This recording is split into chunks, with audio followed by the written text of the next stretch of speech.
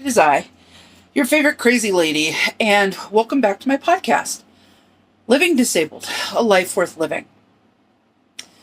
Before we get started on anything, I want to do a disclaimer. I am not a healthcare professional. I am not licensed to diagnose or give a treatment plan in anything. I, however, am a chronically ill person that is severely disabled, and the point of this podcast is to offer a point of view and my life advice based on my life. These are the things that either worked for me, didn't work for me, and I'm just talking about my experiences, and you do what you want with your life. Okay? Don't do something that I said that I did and it didn't work out for you and then tell me that's not, I am not a healthcare professional. If you need healthcare advice, if you need a diagnosis, please contact your doctor for that. So now that we've that out of the way. The other thing is I'm doing these by myself. I'm recording these on my phone. Matter of fact, my phone is all tilty. I am recording these on my phone. I'm doing this by myself. I am not editing these in any way, shape, or form.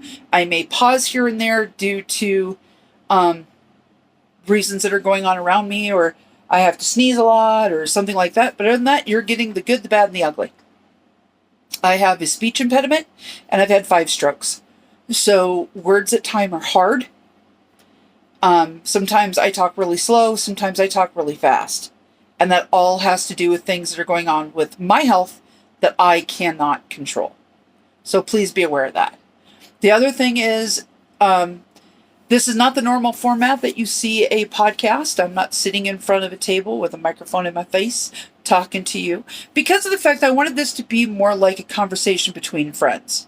I wanted this podcast to be something that seems like a comfortable conversation. That's the whole goal here. So those things being said, welcome to my podcast. This is episode 2. Today we're going to talk about agoraphobia. And the reason why we're going to talk about this today is that the other day in one of my agoraphobic support groups online, we were talking about stuff, and I said that I was a recovering agoraphobic. And I had several people ask me, well, how do you become a recovering agoraphobic? Well, first of all, let me say this. Agoraphobia cannot be cured. There is no cure for it. Once you have it, you will always have it. You will always struggle with those thoughts in your head. And you have to be very careful and vigilant, because even if you are someone like myself who has not had their agoraphobia bother them for years, under certain circumstances and things that are happening, it can come back. And it can come back hard. So, there is no cure. There's just working with it and hopefully it being in remission. Now, being in remission means that I am not actively going through it.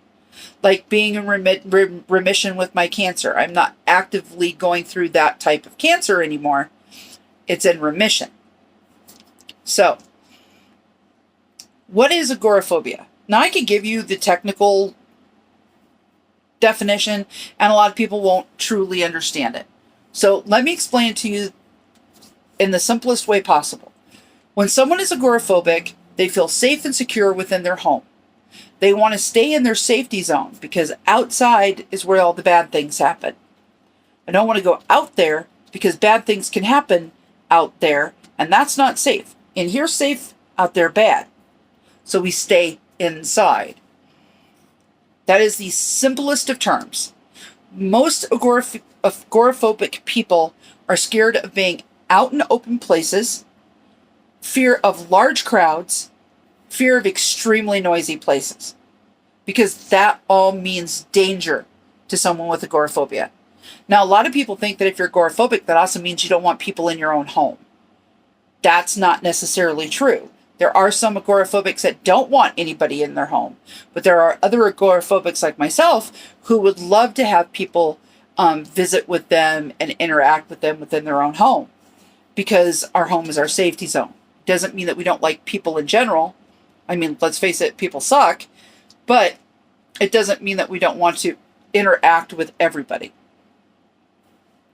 So how do you become agoraphobic? So there are a few different ways. There are 3 basic ways that I can think of where you become agoraphobic. The first one I'm going to talk about because I always forget about it by the time I talk about everything else. So the first way is by when you leave the home, everything is fine. You can leave the house, things are great, things are wonderful. You come home, something tragic has happened. Something tragic has happened within the home, and you feel like if you would have stayed home, things would have stayed safe and they would have been okay. Now, in my particular situation, the way my agoraphobia re-popped up again, this actually reactivated my agoraphobia after it was in remission, was that we had an animal rescue. When we left the home, things were fine. We went through everything to make sure everybody was okay, everything was good. We would come back, and sometimes something horrible had happened. And I would get to start thinking, if I was just here, if I never left, this wouldn't have happened. I could have protected XYZ if I would have done ABC. So then I would start staying home again, and that activated my agoraphobia. So by having good things happen outside of the home, but when you return, bad things have happened and you feel that need to protect, that can cause agoraphobia.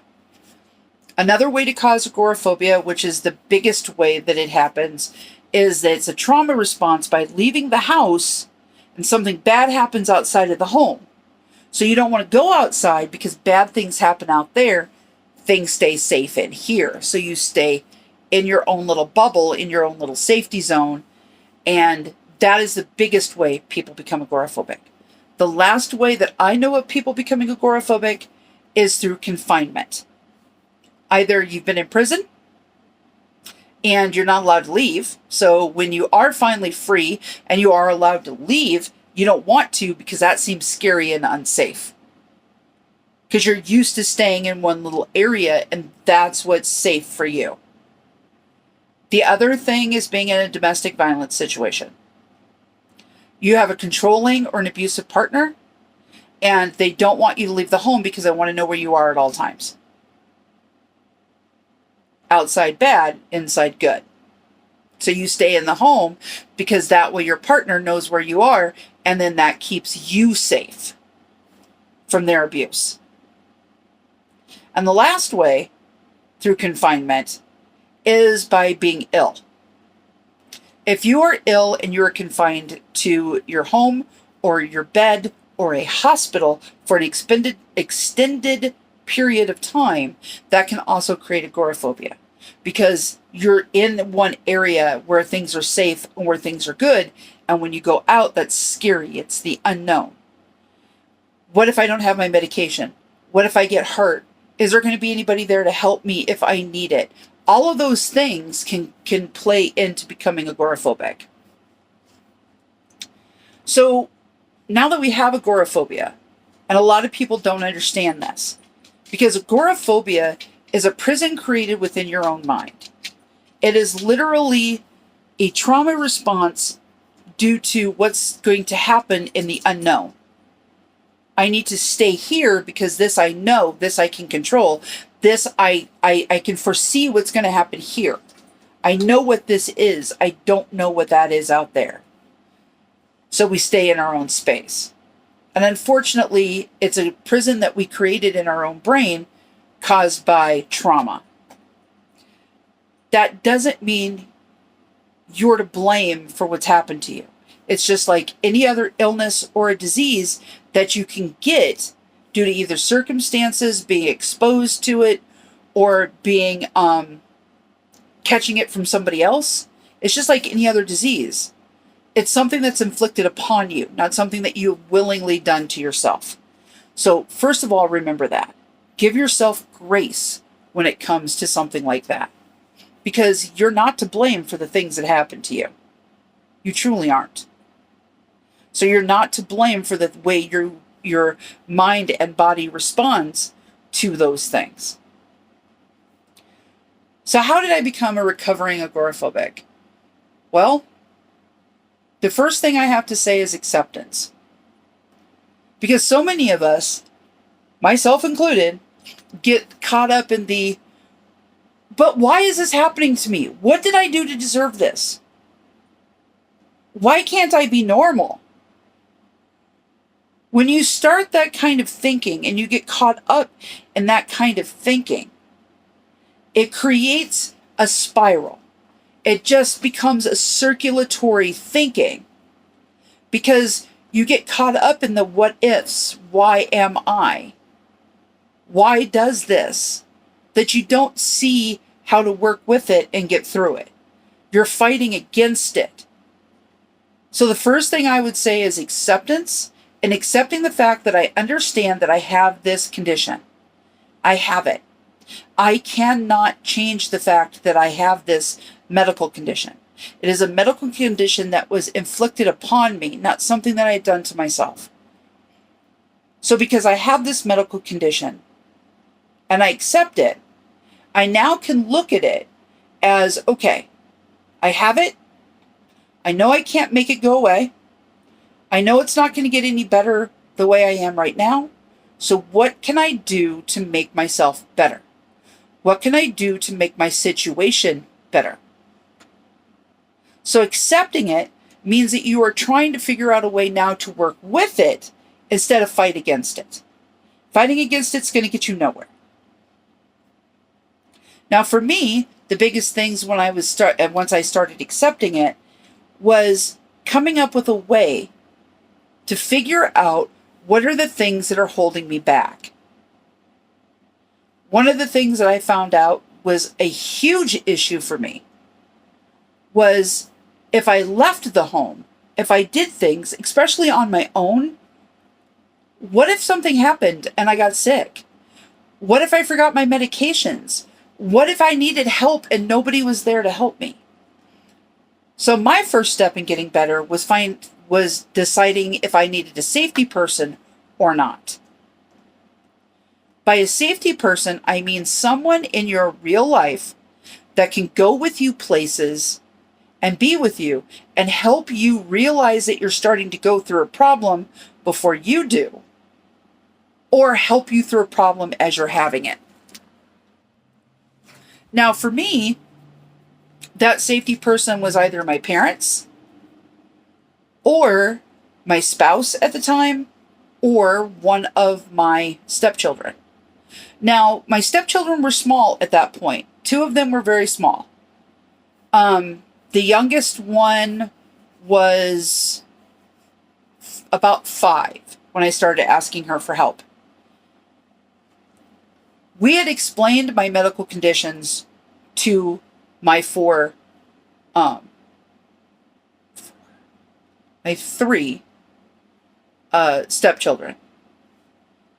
Now, by explaining these things to them and explaining the things that I go through and how they affect me, took the scariness out of it for them, so that if I had an episode, a panic attack, or something else happen, they were no longer scared of it. They were no longer scared of, oh my God, what's wrong with her? That's abnormal. I don't like it. And freaking out to being, oh, mom's having a problem. Let's figure out what we can do to help. With my younger children, when I was raising them, I never asked them to be support that they couldn't be. I never asked them to be responsible for me. What I did ask them was, if you see something, say something. If you see that you can tell I'm getting aggravated, I'm getting irritated, I'm breathing heavy, the different things that go on as a precursor to a panic attack, they were asked, if you notice these things, come up and say something. Be that person that comes up and says, hey, I notice you're having a problem. Did you know this? And by putting it in this kind of a way and talking with them about this, it gave them a sense of helping me. It gave them the sense of it's not scary. It's nothing to be afraid of. This is just something that is what it is, and we can help make it better. Now, as they got older, and my one child was very, very attuned to this at like 4, she really attuned to this early, was if I was having some sort of a panic attack or some sort of an episode, she was very much the first one that would come up and grab my hand and just look at me and say, "It's okay. Breathe. It's okay. You're all right." And just, she had this natural ability in her to take on that role without even being asked of her. She was very sympathetic and caring and compassionate. And those are very good qualities. And I've noticed that children that grow up in houses with a disabled parent that are taught these things early, look for these warning signs. I can use your help. You can be part of my support team. They grow up being more compassionate, more understanding, and have an ability to show empathy. Where children that are not told anything and have to live in this world of panic and what is going on and I don't understand, that are less likely to have compassion and empathy to other people in their lives later on, especially if they have a medical condition. So having a safety person when you go out can be a very helpful thing. The other thing you need to decide on is, what do you need while you're out in an emergency? Is it a situation where you need to have certain things in your car? Like I would have a blanket and a pillow. Because part of my condition is I get to feeling narcoleptic, like I have to sleep and I have to sleep now. My body just goes into shutdown mode. So I would keep a blanket and a pillow in the car for myself. For the kids, because we never knew if the kids were going to be with me or not. Normally they were. I was their full-time parent, even though they were my stepchildren. They would have a bag of snacks, some sort of drinks like Capri Sun or something like that could stay in the car and not have to worry about them, exploding in a can or a bottle breaking. They would also have each a blanket and games or a coloring book and crayons that they would keep in the car. This is stuff that was like in a little emergency kit that stayed in a bag in the car. So that if there was a problem and I needed to stop, I needed to pull over, the kids knew what was going on. They also knew that leave me alone for 10 to 15 minutes. At 15 minutes, it's okay to be like, "Are you okay? Are you doing this or that?" But to know that they are to sit in the back seat, they are to be quiet. These are your things. Give me the time that I need to get through my problem so we can go forward. So you need to understand, are there things that you need to make sure you have with you? And how are you going to make sure you have those things with you? I also kept duplicates of my medications in the car. Now, duplicates of medications are very difficult because your insurance will not pay for them if you want like 2 months worth of something. So a lot of us, if you're in a situation where you can't afford to pay for secondary medications on your own, skip a dose here or there, create a stockpile. Once you get a stockpile created up, it could be 5 pills, it could be 10 pills, it could be a whole month's worth, it doesn't matter. Then you can take and put that in the car. Make sure you keep it in an original pill bottle so that if you do get pulled over and they notice pills in your car, you can explain what pills they are and you can prove, because they are in a prescription bottle with your name on them, that it is legal for you to have them. In some states like Texas, you have to, if you leave your house with one of even a daily dose pill bottle, you can get nailed for that. It has to be, if you're leaving your home, it has to be in the original prescription bottle. Yeah, I think it's stupid too. But what can we do? So now that we've acknowledged the fact that we need to have a safety person, we need to make sure that we have backup things that we need, what are some of the things that we can do to make life better? Because now we have our little systems in place. So what's the next step? So for myself and for others, it's desensitivity training. Now, you can go to a healthcare professional and they can do this. If you do not feel comfortable doing it on your own, then absolutely get help with this. But identify the things that you have issue with and then expand upon them. So the first place it usually starts is within the home. So this is our home. We feel comfortable in our home. This is our little security blanket. Just our direct home. Many people can't go in their yard. Oh, excuse me. Many people can't go in their yards. They can't go in their hallways. It doesn't matter if you have a house or if you're in an apartment building. It doesn't matter where or how you live. This is your safety area. To be able to start getting better, the first thing you have to do is start expanding that safety area. So you'll start with inside of your home. This is where you're comfortable. And then you're going to move it out to your house, outside of your house, to your yard. So you went from here to here now. Your bubble is starting to spread. Go outside. Do your yard work. Just go outside and sit in your yard. Walk around your yard for 5 minutes and then come back inside. Do that for a week. Do that until you are comfortable going outside for that period of time. Every time you feel like you are comfortable and you're content and this is no longer a struggle to do that, expand it. Make it go a little bit further. Take it to 10 minutes. Take it to 15 minutes. And then when you're like, I can stay all day out here. It doesn't matter. This is part of my safety zone. Then expand that safety zone. Make it your half of your block. Take that walk halfway down your block. When you feel like your heart is starting to flutter, when you feel like your breathing is getting heavy, when you feel like things are starting to skew and you not feel safe anymore, come back in. If it's 5 feet off of your property line, that's awesome. You just went 5 more feet. Then come back. Stay within that safety zone.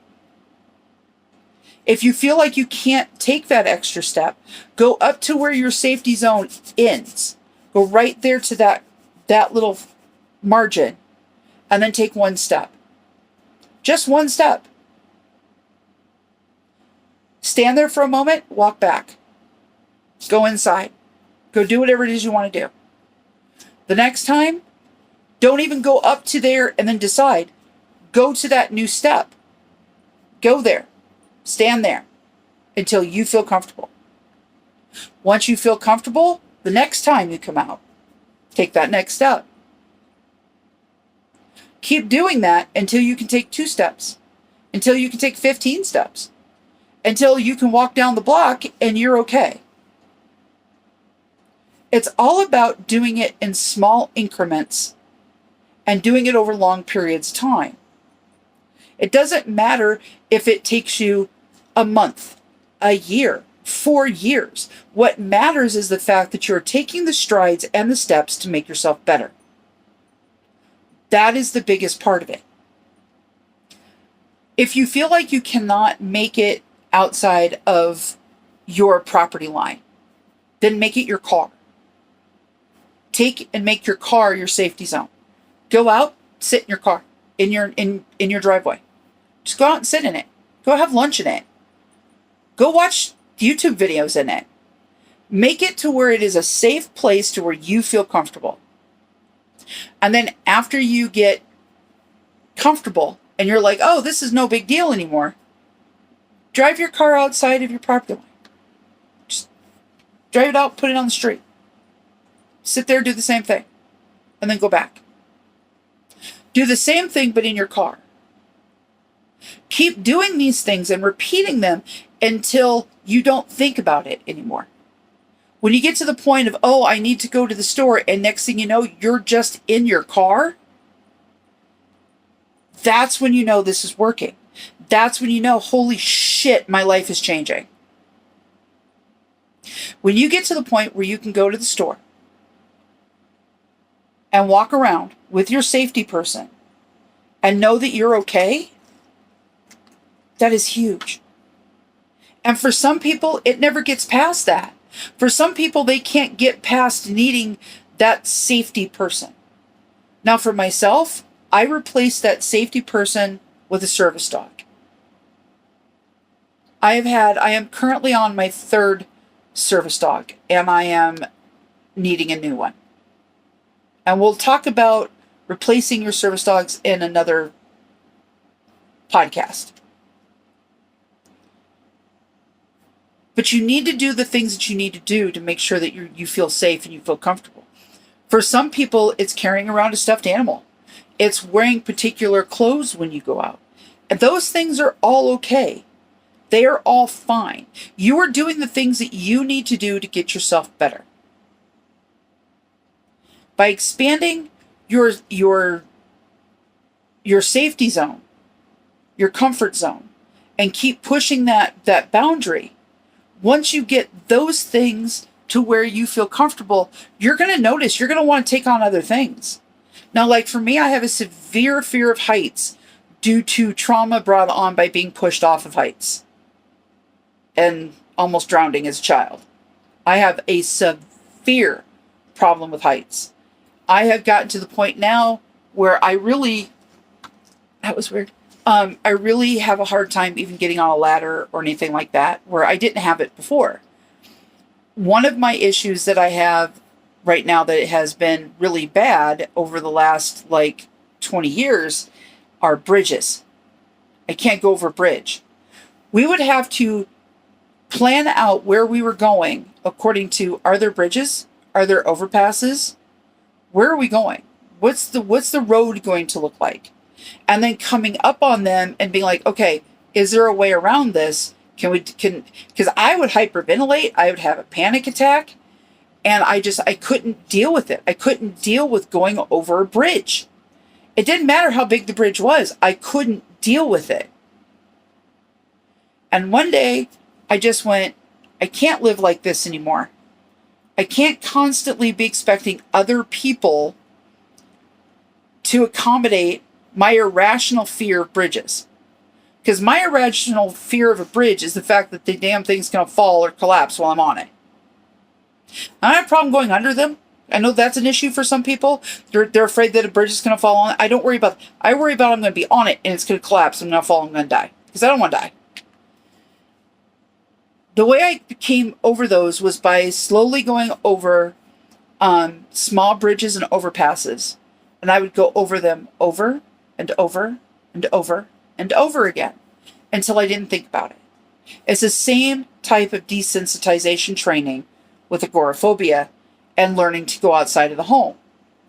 This is the way exposure therapy works. You're exposing yourself to the thing that makes you scared, that makes you afraid, the thing that you're apprehensive of, until it no longer becomes an issue. So I would drive over top of small bridges, small overpasses, until I wouldn't think about those, and then I would go to the next one up. I would go to the next place, and I would deliberately drive in places where I knew I had to go over a bridge. Because that's the way you desensitize yourself. You become acclimated to the way that your fear is irrational and that everything is going to be fine. And the only way you can do that is by doing it. You have to experience it over and over and over again. And by doing that, it makes it better. It's the same thing with your agoraphobia. Once you start leaving the house, you're going to feel scared and you're going to feel apprehensive. You're going to have panic attacks. That's because you're pushing yourself to go too far, too fast. It's not about conquering it all at one time. We're talking about taking weeks, months, years of doing the same thing over and over and over again. And then every time you slip and you fall, you don't go back to the beginning. You don't go back to stage one. You're already here. Why do you want to go back to here? Because if you go back to here, you're going to have to start all the way up again. But if you slip and you fall and you are here and you go to here, it might not be the next step, but it's back a ways, but it's not all the way back here. It's easier to follow up and to get through. And before you know it, you've surpassed that and you've created another line. Once you create that line, challenge that line. My advice for people who are around people with agoraphobia: learn grace. Learn grace, learn empathy, learn compassion, and learn understanding. Because this is not something that we're doing to ourselves that we want to have happen to us. This is not something that we are imposing upon ourselves. Nobody wants this. But now that we have been blessed with it, we need compassion and understanding and help getting through it. And the biggest way that you can help is by being understanding. Not being judgmental. Not telling them, oh, well, our plans are ruined because you can't go somewhere. Not placing that blame on them, because that doesn't help anything. They need your understanding and your compassion. They need some empathy to their situation to know that they're not ruining other people's lives. Because that's the way a lot of times people make agoraphobics feel. We are running your life. Because you want to do something with us. You want us to be able to do X, Y, and Z, and we can't do it. So your time's ruined. You can't go because, your spouse has a problem. Your girlfriend won't go out with you to the bar because she can't handle it. Your boyfriend can't handle going on that walk with you because they don't want to leave the house. So now they've ruined everything. That's the way we're made to feel. And that doesn't help anybody. It doesn't help anything. It doesn't help us get better. So learn some understanding and compassion, empathy. That is the biggest things that I can say to people who are dealing with people like me. I don't want your sympathy. I don't want you to feel sorry for me. I don't want you to feel pity for me. What I want you to feel for me is love, caring, and understanding. Understand that I can't control the way that I am. Understand that if I could control it, I would make it different. Understand that I'm not doing this to be mean to you. Because a lot of people take this as, oh, well, you're only doing this because you don't want to go. You're only doing this because you want to make me suffer. You're only doing this because you want to do something to me that hurts me. And that's not the reality of the situation. Honestly, and this is going to hurt a little bit, you're not that special. You're not so important outside of your own head to think that everybody's out to get you. That's your own mental illness controlling the way you think. And that's a whole nother podcast. Show some understanding, some sympathy, and some empathy. That's what we need. We need your compassion to help us get through it.